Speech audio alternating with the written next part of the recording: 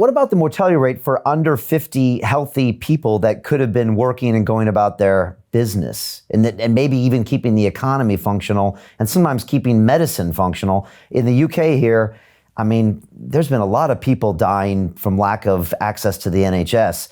I mean, what do you think about that? I'm kind of referencing the lockdown. You know, obviously, and we're talking about some of these, you know, older people and comorbidity people being in danger and dying. But was that the right thing to do to keep everyone at home, or could we have done that better? Well, remember, the whole issue about bending the curve wasn't plan A, it was plan B. Plan A is to stop the virus from establishing itself in a country and preventing community transmission. We failed miserably on that. So plan B, we now recognize that there was, and Europe is in the same position, that there was uncontrolled spread of the virus. And this was sort of, in America, we would call it a Hail Mary pass. An attempt to really try and catch up for what is an out of control situation. Bending the curve was to protect the integrity of the health system.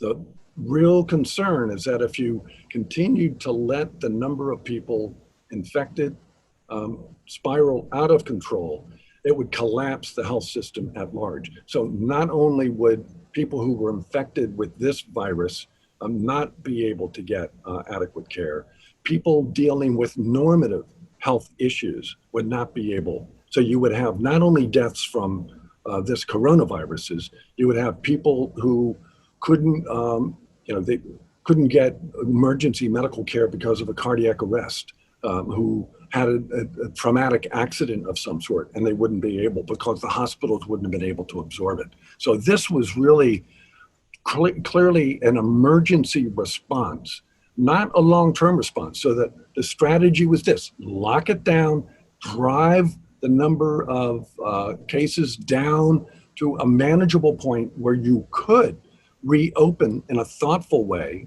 and then bring the kind of diagnostic and contact tracing that would keep the amount of virus very, very, very low.